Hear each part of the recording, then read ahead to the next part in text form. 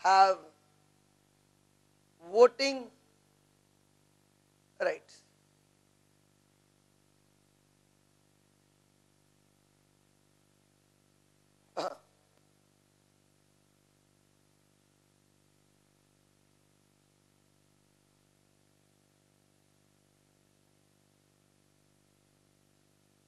साथ साथ में आप लोग कॉपी कर रहे थे, मैं समझाना चालू कर रहा हूँ, काइंडली 1 मिनट के लिए रुक जाइए आप लोग। डिबेंचर बेटा एक लॉन्ग टर्म लोन है, लंबे समय के लिए लोन लेने को डिबेंचर इश्यू करना बोलते हैं। क्या बोलते हैं? डिबेंचर इश्यू की, ठीक है ना। अब इस पे ब्याज आपको देना पड़ेगा, जैसे लोन पे ब्याज लगता है ना, तो सेकंड पॉइंट पहले समझा रहे, interest is paid irrespective of profit और लॉस। आपका प्रॉफिट हो कंपनी में चाहे लॉस हो, उससे कोई मतलब, सामने वाले को आपको ब्याज देना ही पड़ेगा। पहला चीज ध्यान रखिएगा कि इंटरेस्ट तो देना ही पड़ेगा। अब इस tax deductible and we will save tax, इसका मतलब क्या है? इसका मतलब क्या, सुनिएगा। आप पीएल अकाउंट तो देखे ही होंगे, है ना। पीएल अकाउंट में सब कुछ लिखा है तो इंटरेस्ट भी लिखा जाता ही होगा, आई थिंक सो। सुने होंगे इंटरेस्ट भी, लोन का इंटरेस्ट, वैसे डिवेंचर इंटरेस्ट है। तो इंटरेस्ट पे किए, है ना, उसके बाद आता है टू नेट प्रॉफिट। ओके, मान लेते हैं मेरा ग्रॉस प्रॉफिट 100 रुपए था, पक्का। मेरा इंटरेस्ट 50 रुपए था। कितना रुपए इंटरेस्ट था? लेट लिया मैंने, लेट, कि मेरे कंपनी का ग्रॉस प्रॉफिट 100 रुपया है और इस साल मैंने ब्याज दिया कितना? 50। तो मेरा प्रॉफिट कितना हो गया? 50 रुपया। गवर्नमेंट मान लो टैक्स लेती है 40%, मान लो 40% टैक्स है इस बार, तो 40% अगर 50 रुपए का लेगी तो कितना लेगी मेरे से टैक्स? 20 रुपए। तो मेरा टैक्स कितना लग रहा है? 20 रुपए। श्योर। अगर हम डिबेंचर इश्यू नहीं करते, लोन नहीं लेते, तो मेरा यहां इंटरेस्ट नहीं होता और मेरा नेट प्रॉफिट कितना होता? 100 रुपया। तो अगर इंटरेस्ट नहीं होता तो नेट प्रॉफिट 100 होता और मेरा टैक्स कितना लगता? 100 का 40%, 40 रुपया आए ना। तो मेरा एक खर्चा लिखने से टैक्स कितना बच रहा है? 20 रुपया। तो ये टैक्स डिडक्टिबल बोलते हैं इसको। क्या बोलते हैं बेटा? टैक्स मैंने कहा इसको माइनस करने के बाद हम लोग टैक्स देते हैं। तो अगर आप एक खर्चा बढ़ा रहे हैं तो दूसरी जगह आपका टैक्स सेविंग भी हो रहा है। तो खर्चा बढ़ता है, प्रॉफिट घटता है और टैक्स में सेविंग होता है। क्लियर हो गया? श्योर। तो भैया एक खर्चा बढ़ाने से मेरा टैक्स भी तो बच रहा है 20 रुपया, बच रहा है कि नहीं? अब क्या है लॉजिक, क्या है हम बताते हैं। हर मैनेजर ये सोचता है, हर जनरल मैनेजर ये सोचता है कि 50 रुपए खर्चा बचाने से मेरा 20 रुपए का सेविंग हो रहा है, तो नेट मेरा इस लोन पर खर्चा कितना लग रहा है? 30 रुपए। कितना लग रहा है? क्योंकि अगर इंटरेस्ट नहीं भी लेते तो गवर्नमेंट हमसे 40 रुपए ले लेता कि नहीं। तो आज ये 50 रुपए हम ब्याज दे रहे हैं, इस ब्याज देने पर मेरे को 20 रुपए का टैक्स का बचत हो जा रहा है। कितना रुपए टैक्स का बचत हो रहा है? 20 रुपए। तो 50 खर्चा बढ़ गया और 20 टैक्स बच गया। तो नेट खर्चा मेरा कितना बढ़ा लोन लेने से? 30 रुपए ना बढ़ा, आया ना। इसीलिए बोलते हैं वी विल सेव टैक्स। ले लो बेटा, कोई डाउट है? कुछ पूछना है किसी को? नहीं ना। चलिए 2 पॉइंट हो गया। क्या क्या? डिवेंचर इंटरेस्ट तो पे करना ही पड़ेगा और we will save tax. Further redemption is also done. Redemption माने रीपेमेंट, ये तो मालूम ही होगा। लोन लेते हैं तो वापस तो करना पड़ता है, तो डिवेंचर का पैसा भी तो वापस, नाम बदल दिया है, लोन का नाम रख के डिवेंचर रख दिया ऐसे, वैसे रीपेमेंट का नाम चेंज करके रिडेम्पशन रख दिया।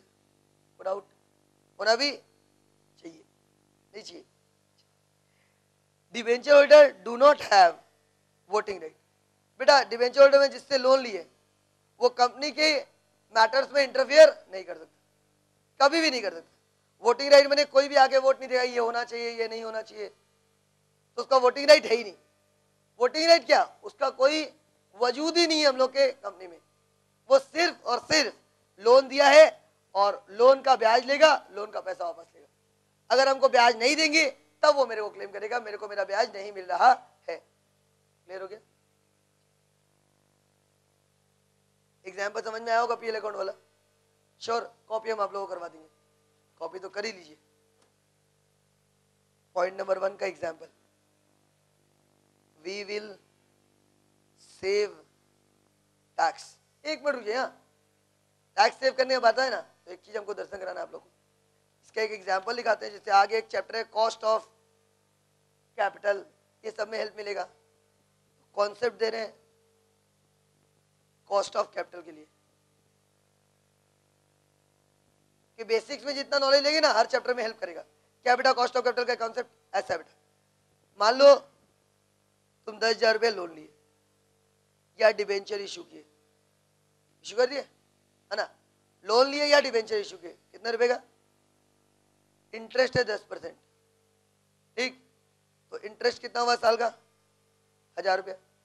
मान लो इस बार ग्रॉस प्रॉफिट है तुम्हारा 20,000 रुपया, टैक्स रेट है 40%, ठीक। टैक्स रेट कितना है बेटा 40%, श्योर। अब बात ऐसा है कि तुम बोलते हो मेरा 10% खर्चा लग रहा है, ये बोलते ना, सामने वाला बोलता है उसका 10% का इनकम है। कौन सामने वाला, जिससे लोन लिए, ठीक। ब्याज दिया 10%, दैट इज ब्याज हो गया 1,000 रुपया, जीपी मेरा 20,000 और टैक्स 40,000, ठीक। दो पोर्शन लिखते हैं, देखिएगा दो पोर्शन दिखा रहे हैं आप लोगों को। When loan taken by GP 20,000, to interest 1,000, to NP और टैक्स 19,000 पर 40%, है ना 50, 19,000 पर 40%, 7,600, जीबी 20, इंटरेस्ट दिए तो 19 हो गया। व्हेन लोन नॉट टेकन, अगर लोन नहीं दिए होते, बाई जीपी 20,000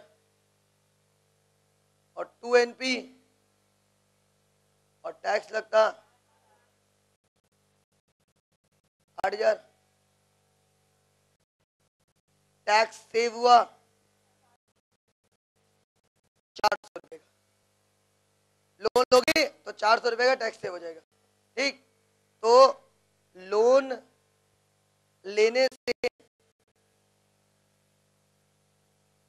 एक्सपेंडिचर इंक्रीज हुआ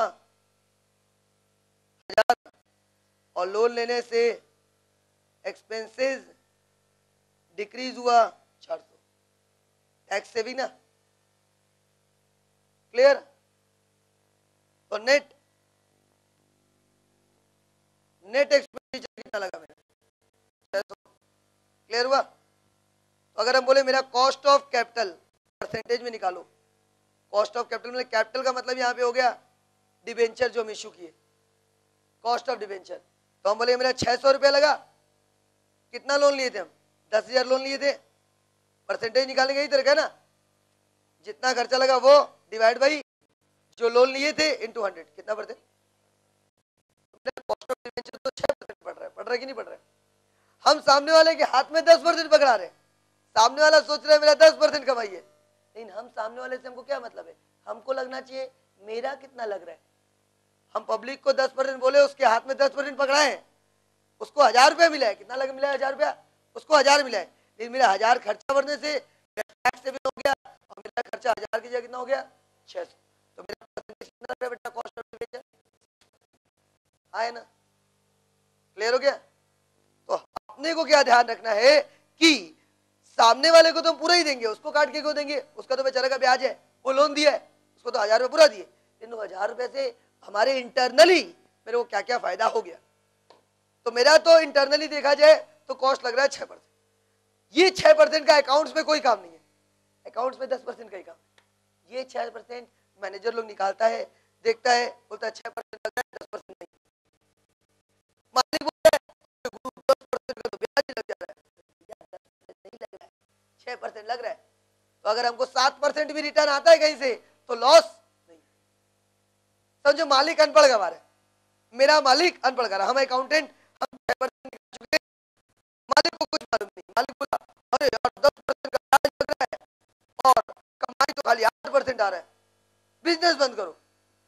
तो हम उसको बोलेंगे नहीं बाबू, अपना 10% का खर्चा नहीं लग रहा है, अपना 6% का खर्चा लग रहा है, अपना तो 6% का खर्चा लग रहा है, 8% आते 2% फायदा ही है ना। तो ये उसको बताना पड़ेगा ना।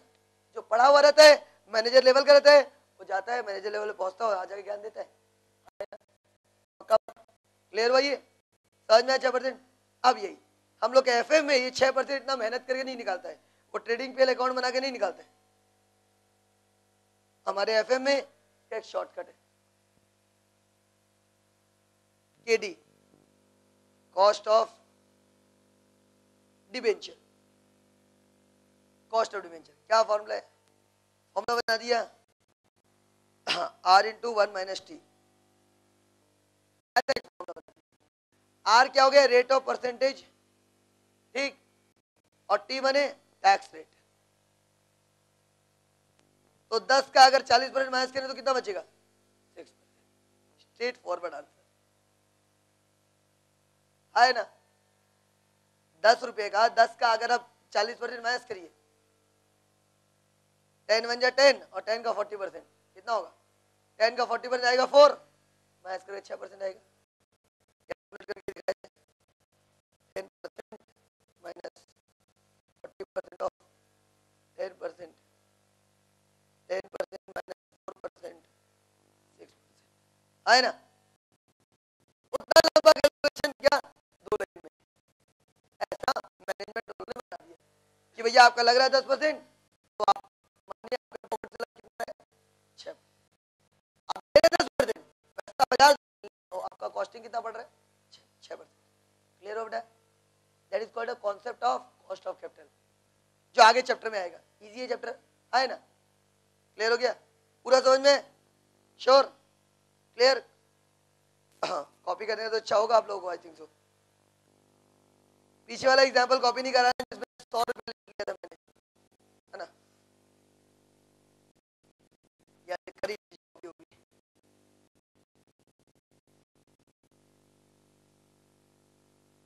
जितना एग्जांपल कॉपी किया हुआ रहेगा उतना बेनिफिशियल रहेगा आप लोग के लिए। आप लोग फिर देखेंगे तो आपको समझ में आएगा कि क्या है फाइनेंशियल मैनेजमेंट।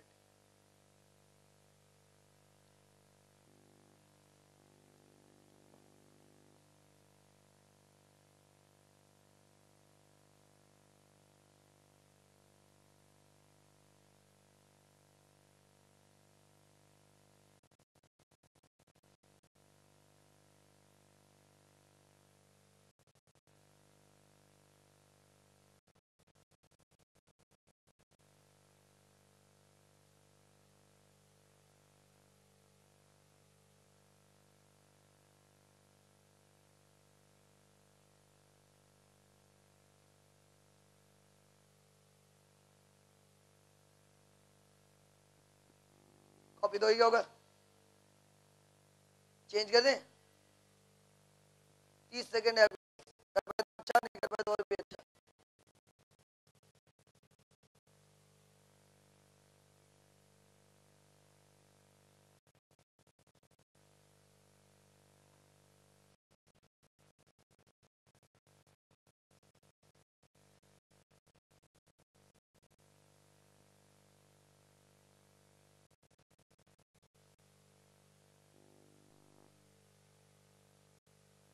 ये वाला एग्जांपल तो आप लोग कॉपी करेंगे, अंडरस्टूड है, इसके लिए तो कुछ बोलना ही नहीं है।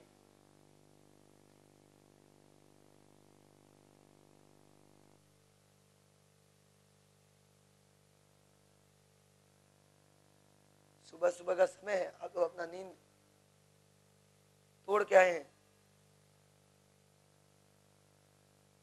चेहरा देख के लग रहा है आप लोगों का।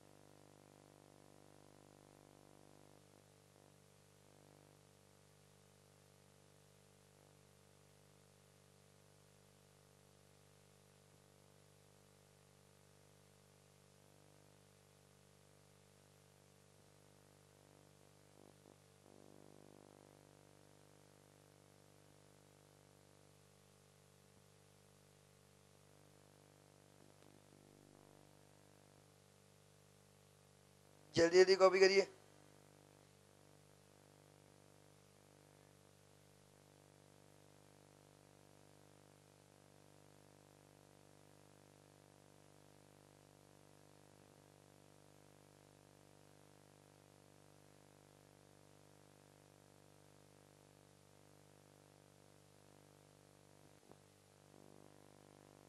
चलो कर।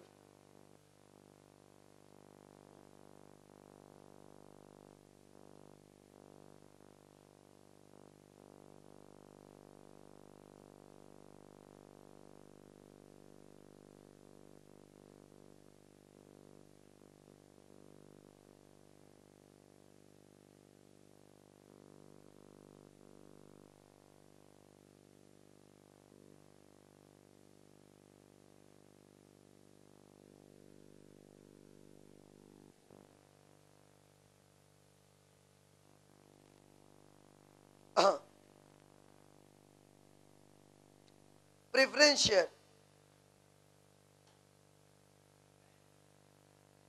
पूरा लिख देते हैं। Share number 1, preference share required fixed rate of dividend.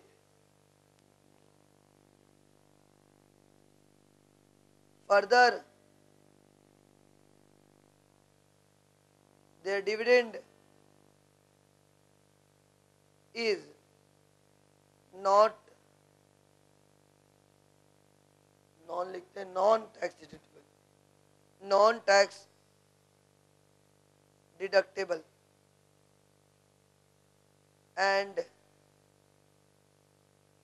it attracts CDT.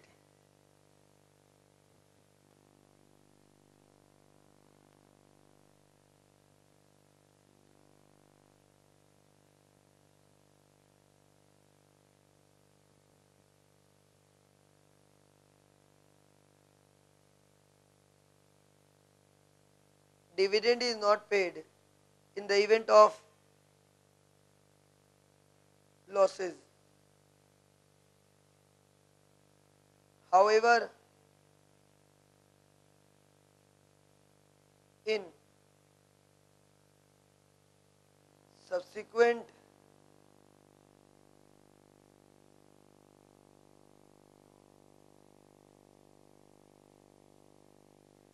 year,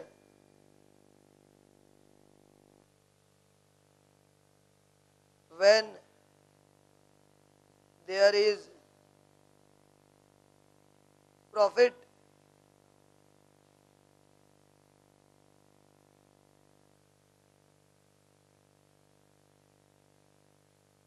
when there is profit, लिख लिया होगा आप लोगों ने। साथ साथ में चलिए, मैं तो बार बार बोला हूं, मैं वेट नहीं करूंगा।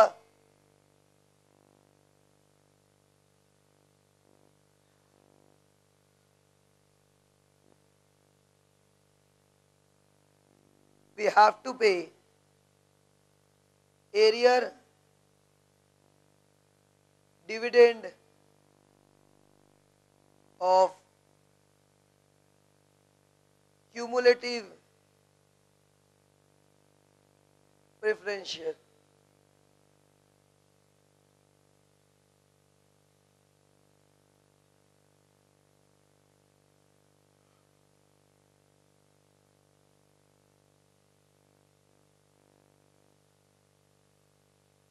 Preference shareholder get voting rights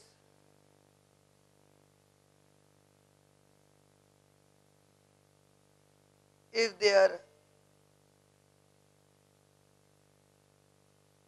cumulative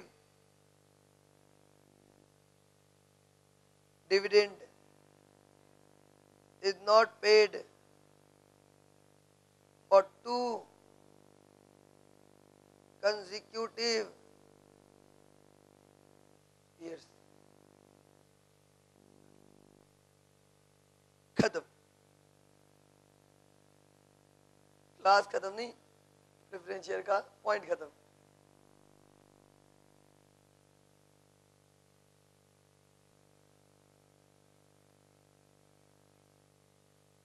बताया था बेटा, preference share required fix rate of dividend. क्या प्रेफरेंस शेयर क्या रिक्वायर्ड करता है? Fix rate of dividend. इसको एक फिक्स रेट ऑफ डिविडेंड देना पड़ता है, लेकिन इसका जो डिविडेंड है वो नॉन टैक्स डिडक्टिबल है। क्या बेटा? Non tax deductible. इसमें टैक्स का सेविंग नहीं होता है, इसमें टैक्स का सेविंग नहीं होता है। और ये अट्रैक्ट करता है सीडीटी। सीडीटी माने कॉर्पोरेट डिविडेंड टैक्स। तो इसमें टैक्स सेविंग कैसे नहीं होता है, क्यों नहीं होता है, और सीडीटी क्या होता है, क्या अट्रैक्ट होता है सीडीटी, कॉर्पोरेट डिविडेंड टैक्स का मतलब क्या है, ये मैं